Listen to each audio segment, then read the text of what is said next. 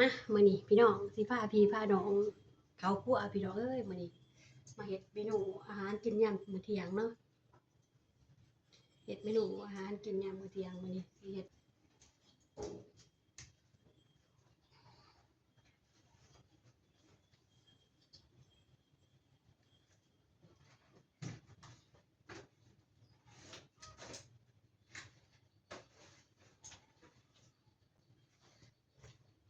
เฮ็ดหมกไก่ใส่หลอดมื้อนี้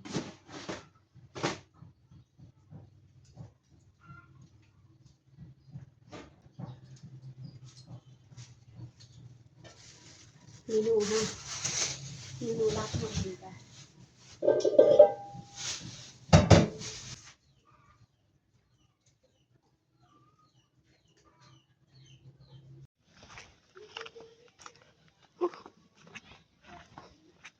ผักหอมกระเหียนเบิดล่ะได้จังสิกินคู่มื้อเด้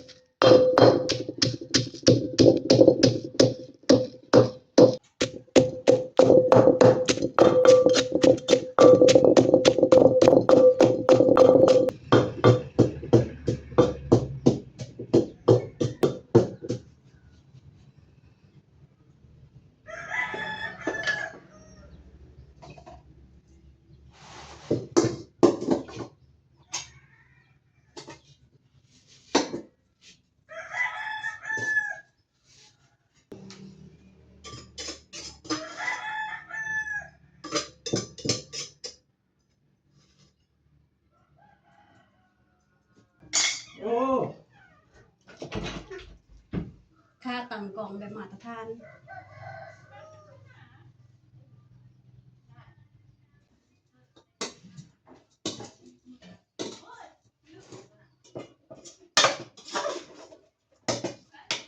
เฮ็ดเมนูหมกไก่ใส่หลอด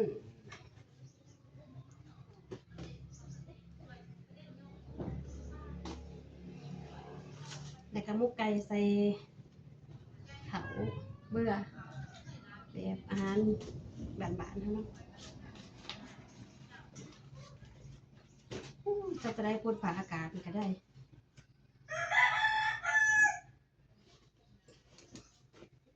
คือ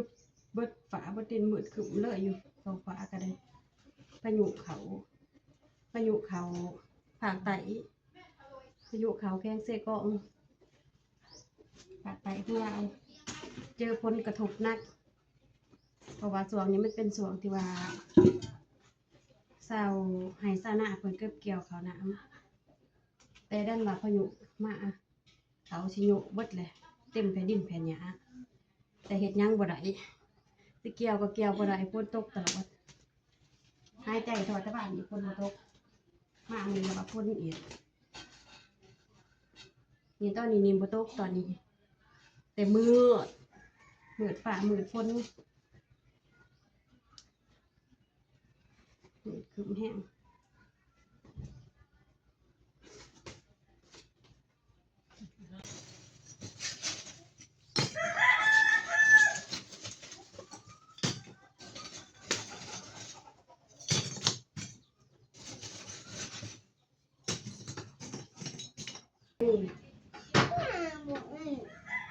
แม่บ่เอ๊ะ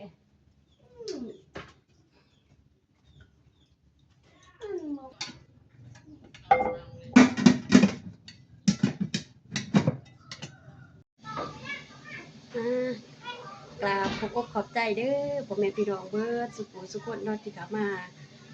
เบิ่งมาส่งสำเร็จเมนูหมกไก่มื้อนี้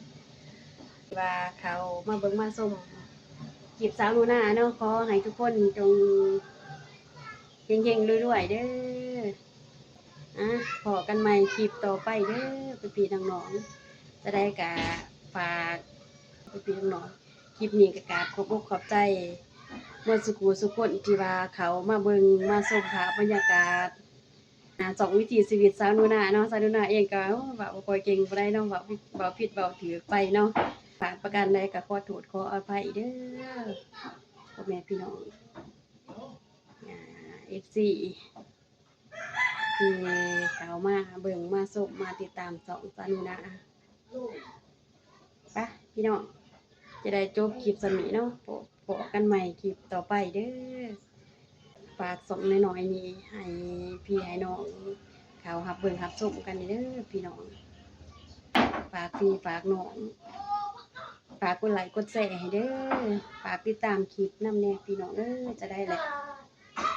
จับมือกันจูงมือไปนำกันเนาะนะบ๊ายบาย